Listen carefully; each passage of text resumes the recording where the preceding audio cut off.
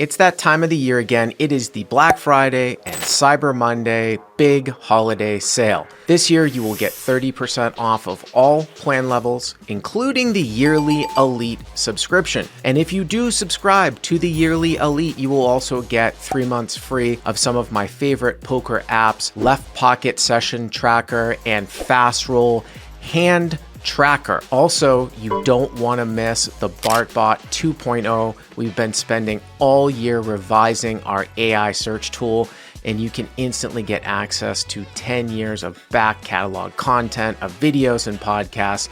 Check it out. It's Cyber Monday and Black Friday. Click on the link down below.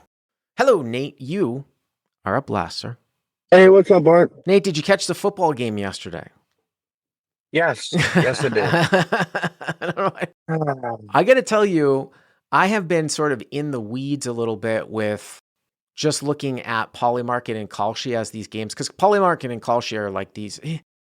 The state of gambling, the online gambling industry right now is such a very interesting, this is an aside, and I'll bring this back to why I'm talking about this situation, because not only do you have sweepstakes type model games like Club WPT Gold, which, by the way, I talked about in my primary flagship podcast, Nate.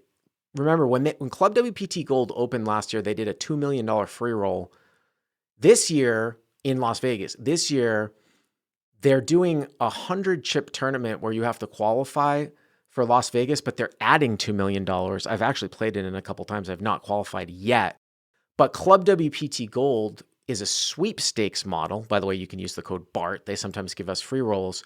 But there are other sweepstakes sportsbook models too in states, just like there are sweepstakes casinos. Then you have Kalshi and Polymarket, where as the game moves along, you buy like shares of teams. So I was looking at the Patriots and Bengals at the time, and literally with like when the Patriots went up by 10, I think it was with 6 minutes left. The Patriots were like, you had to lay like 100 to 1. Like I would have had to have bet $100 to win $1 on the Patriots with 6 minutes left in the fourth quarter. But the Bengals almost pulled it off at the end. Yeah, it got close at the end there. Yeah, and it was kind of a Joe Flacco. I mean, it was you kind of missed a pass interference, and the prediction markets had gone down from like nearly 100% to like 66-33. So, but there's free money going around. I mean, one of the things I looked at some of these sweepstakes model, like sports books, like they're giving away free money. And I've talked about this with Club WPT Gold, even though they're just a poker site. I don't think you have restrictions in Ohio, but this whole sweepstakes model is going away state by state. Like we've got about 12 months left, I would say, in the golden age. And you might make the same argument about Polymarket and Kalshi. They're going to come down and going to say, yeah, guys want to call yourself prediction models, but like you're a sports book if you're allowing sports predictions, right? It's crazy. Right. It's crazy out there. So is WPT Gold going to be immune to the sweeps models going away with it being the training site now? I think that is what that is part of the reason why they did that with Upswing. I think it just gives them an extra level of what they think, how they differentiate. So if they ever got into like a hearing, or if they ever got like a letter, a cease and desist letter from a state DA, they'd be like, no, we're actually not pure sweepstakes, we're training. That's why they bought out Upswing and, do this whole like model with the coins. Right. And I know the people over there because I know that in California, they're about to sign, I think their legislature signed a bill outlawing sweepstakes gambling. And it's going to be signed by Newsom at the first of the year. But the WPT, as far as I know, they're not going to pull out of California. See, they've pulled out of every other state where they've made these laws, but I don't think they're going to pull out of California because I think that they feel like they have this protection. So it will be interesting to see how all these things plan out. And the other thing about sweepstakes models is, of course, you can like deposit by credit card too, so you churn all the points and all that. All right, Nate. Well, of course, Nate's been with Crush Live Poker for many years now, and he put out the blueprint to Crushing Live Poker last year. Great multi-part course. And of course, we are doing our Black Friday and Cyber Monday sale here this week. You can get 30% off of all plan levels. And if you're not familiar with Nate's work, it is great. And Nate, you are working sort of on a new thing, not a course, but you're sort of going over all of the different combinations of bet sizing in different scenarios, right? For your next few videos Yeah, and board textures. in board textures. So you check it out. Nate puts out a video once a month. All right. So Nate, you got a hand here from, are you still playing in the casinos or is these mostly private games? This is in the casino. I play in mostly private games. Is it that Jack and Cincy? This is Hard Rock Oh, Cincy. Hard Rock. And this is 2-5, right? No, this is 1-2. 1-2. And the 1-2 game has a $5 bring in and a 500 cap. So it's like kind of like a PLO, a $5 bring in. You have to limp for 5. Yeah, it models the PLO. Oh, that's interesting. Limp is $5. Straddle is also the $5, which is on this hand, the guy under the gun is blind raising the 10 because he's frustrated that a straddle essentially does nothing. Yeah, that's one of the things I noticed about Encore Boston Harbor when I play the 2-2 PLO. It's 2-2-5 to bring in, but people just straddle for 5, and I'm like, I'll go along with it. It just is what's the point? But I don't know if I've remember seeing a setup in a Hold'em game with a $5 bring in. All right, so how deep are you? So we're 1,100 effective with the main villain, but 1,000 effective with the other guy. Okay. All right, start us off here. But by the way, this is the first time I've ever seen this in Hold'em, and it is great for the game. Just, like, one, it speeds it up, and two, it makes a lot of people playing 1-2 essentially play 2-5, 100 big blinds deep. Oh, this concept of bringing it in. Yes. Well, because I think a lot of rooms are always looking for different. I always talk about like No Limit should be, Skalansky said this, No Limit should be a dead game, right? Like people, unless people are playing with invisible antes, which they are still, there's no incentive to enter the pot. So then you talk about, well, how do you improve the game, right? Well, having 3 blinds, having a big blind ante improves the game. But a lot of nits don't fucking want to do that, right? But how about this? This is better than nothing, right? Right. Yeah. Yeah, for sure. Yep. All right, so we have +1 blind raising or under the gun blind raising the 10. I'm in +1 with the 10 of spades, 10 of diamonds. All right. I make it 30. And then low jack, hijack, and under the gun call. Low jack, hijack, and UTG call. By the way, at the time that you were playing this, the under the gun is the guy who blind raised. Is that right? Or yes. Yeah. Yeah, under the gun blind raise. So at the time that you're playing this, is this the biggest game in the room, or do they have something larger going? This is the 2-5 action completely off almost, Really? Unless it's a weekend. Yeah. Because the 2-5 in Cincinnati's got an 800 cap. So 1-2 now has a 500 cap with a $5 bring in. It's like very similar. Interesting. All right. So 1, 2, 3. Was it 5 ways or 4 ways? 4 ways, 120 in the pot. All right. So we get the flop, and it comes out ace of hearts, ace of spades, 10 of hearts. Ace of hearts, ace of spades, 10 of hearts. Ace of hearts, ace of spades, 10 of hearts. By the way, the thing I was talking about on Club WPT Gold, if you look it up, we'll put a link to it. It's called the Mystery Bounty Quest, Mystery Quest. And they're doing 100 chip. I know this probably doesn't, I know you don't really play many tournaments, Nate, and you get a family. It's hard for you to travel. Me too, by the way.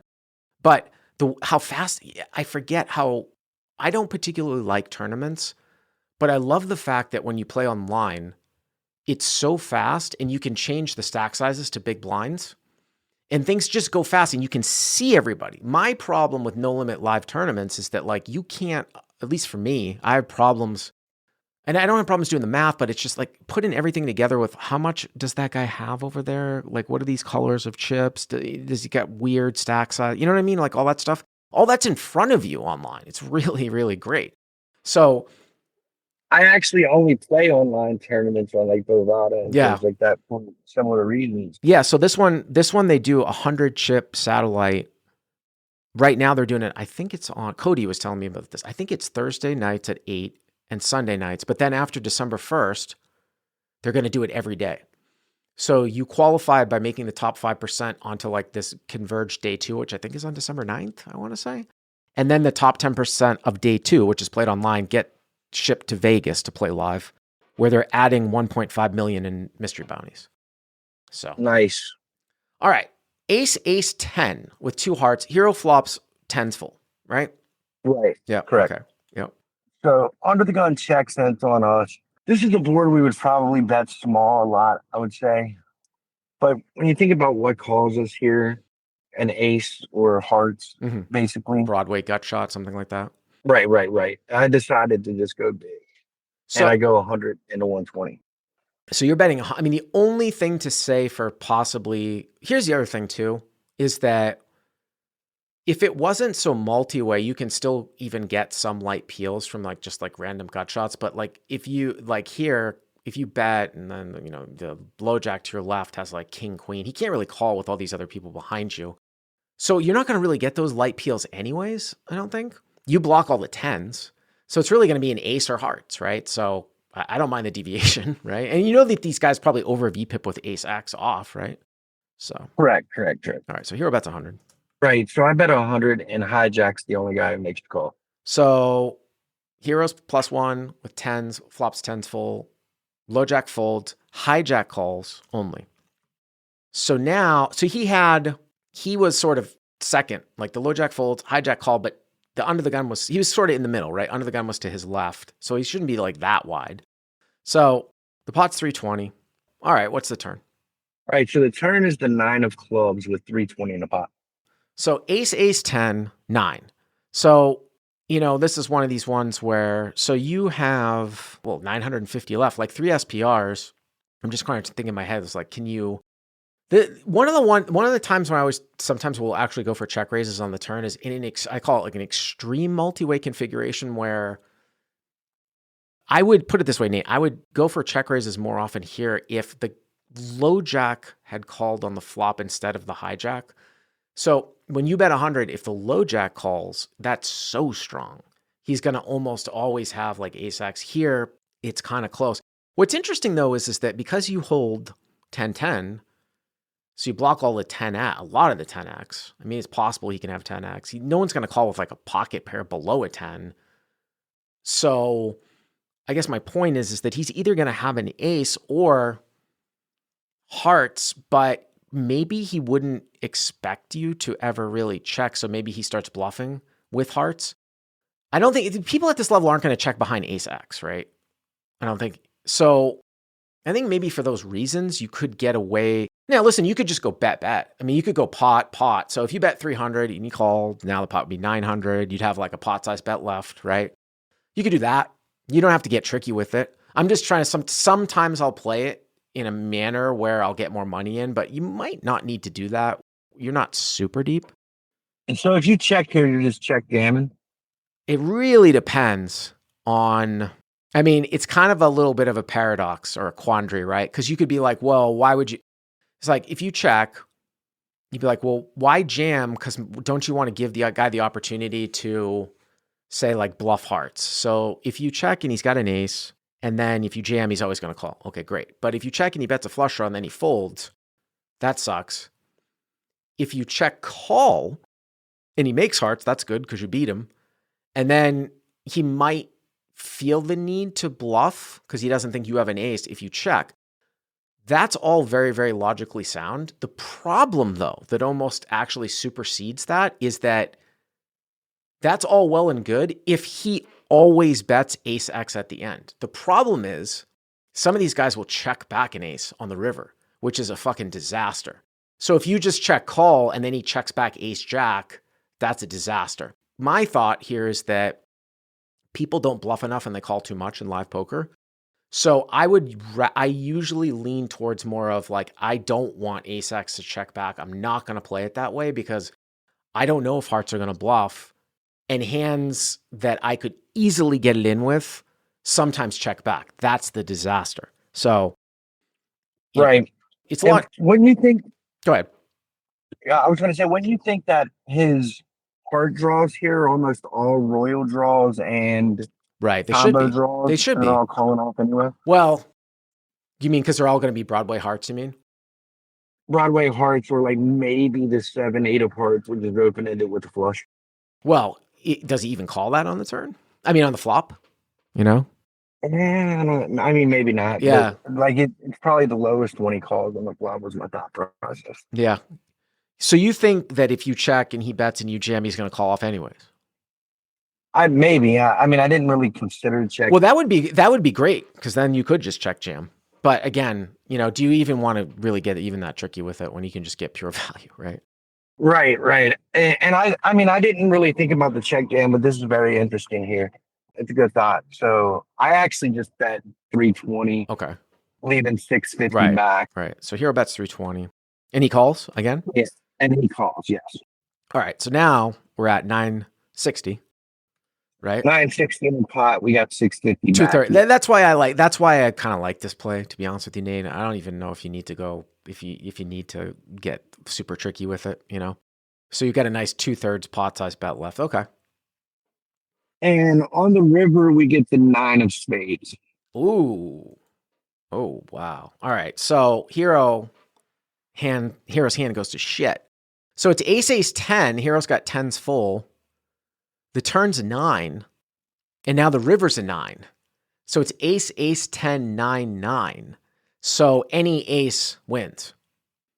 And I think what you have to start thinking about here is now, well, I think we know what the river play. The river has to be a check. Like you can't ever bet the river, right? Like unless somehow like once in a great while he had like 9x of hearts or something like that, but it's just like Jack 9 of hearts, King 9 of hearts, something like that. But even still, even if those hand, I don't know. I mean, I don't know. If you put me here with King 9 of hearts and you check to me at the end, maybe there isn't be like that much value in betting because you're either gonna have an ace or I mean, I guess if I know you have 10s full, right? Like it's like if I had King 9 of hearts here and I got to the river and then you, Nate, check to me here at the end, what would be the point of me betting? It just because I don't think you're betting like you're not playing kings or queens this way, right? So unless I can literally see that you have 10s full, I might check back. But what I'm trying to get at here is that I think the river has to be a check. And then if you face a bet here, you have to really look at like, do we count the Broadway bluffs? And does he even always bluff? Like how many Broadway bluffs are there? King, queen? Well, first of all, I assume you checked or what? Yeah. So like my initial thought, I think is pretty natural of like, oh, what a fucking bad card, right? Right. Like, so you kind of get this like a little bit of panic, like, oh, everything went to shit. But I took a quick breath, step back, whatever. I kind of thought about what I would do here with Ace King. And what I would do here with Ace King is check. And I don't really expect him to bluff very often, but I think there is some small bluff frequency if you check Ace King here. Right, because the thing about ace king is the reason why you might actually check with everything here is because he's never going to fold an ace, so there's no reason to bet with an ace if you can't get called by unless you really want to go down the weeds and say, well, what about 9x of heart? What about getting called by 9x of hearts? Okay, but the point is like you're not gonna get an ace to fold. So if the only thing that calls you is an ace on the bet, then there's no point in betting even if there's just, 1% of the time he might bluff, right? Right, exactly. Even if it's bluff percentage is 1%, it's 1% more Right. than betting that just makes it all fold, right? Right. Or Now, everything works fold. of course, you also lose to ace 10 if you have ace king. Right, with Ace 10 would be the only hand I think we bet here. We just try to cooler any ace, right? Like if we have Ace 10. Well, I mean, I could make a case with you, Nate, that says, because I don't think that the guys at 1-2 are at this level. I think you probably still would check ace 10. Here's the reason why you can still check ace 10 at the end is if he's going to bet an ace all the time, then you can still check ace 10, right? Because then you still get that sliver of bluff, and then he's going to bet an ace anyways. The disaster comes in if he somehow checks back an ace. If he ever checks back the ace, right?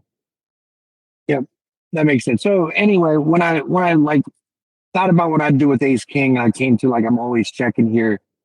It means I have to check my tens here, obviously, to check fold, by the way, because I think the bluff frequency is so low on the hearts that you're not getting the price if he does rip it in. It's going to be an ace way too often.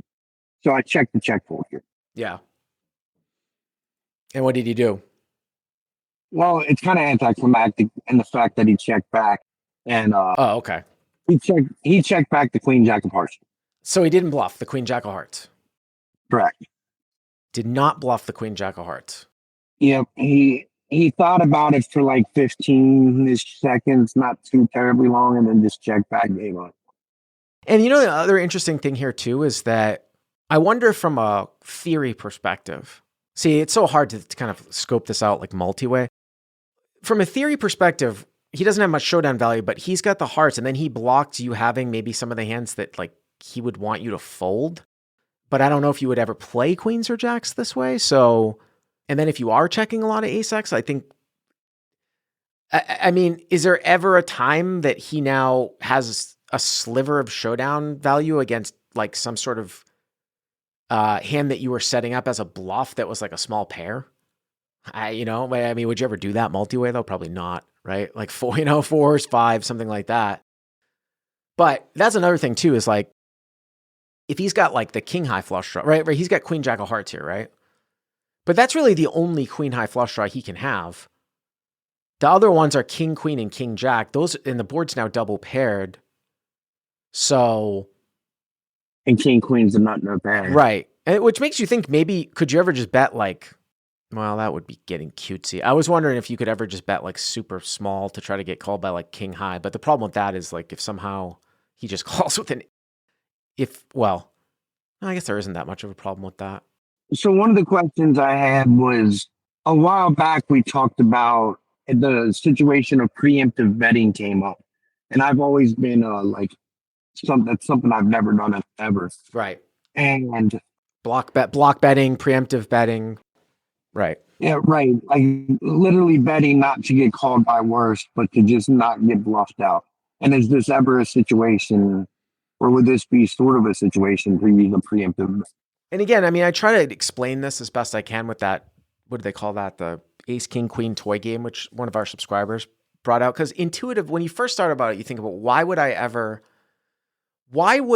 ever bet to prevent myself getting bluffed? And this is how I used to think about this too before. Why not just check and look at the pot odds in the situation and call or fold, right? So the concept though is that if you have some strong hands that are balanced in your preemptive bet sizing, in your block sizing, your opponent cannot bluff you as much because you still will be strong. Whereas if you're checking, he, in theory, I suppose, can bluff more often because you don't always have some of those strong hands. But again, if you're balanced and checking the whole time here too, I guess it means that you get to showdown more often. That's what it is. It's that if you check, you will get to showdown less often than if you preemptive bet with a very balanced range. Whether or not, now I actually talked this one back and I said, well, what if you were to bet 100? But that was mostly to try to get called by like king high and the occasional 9x too. Yeah. Right. Which is getting called by worse. Right. Interesting. All right, Nate. Thank you very much for the call. I appreciate it.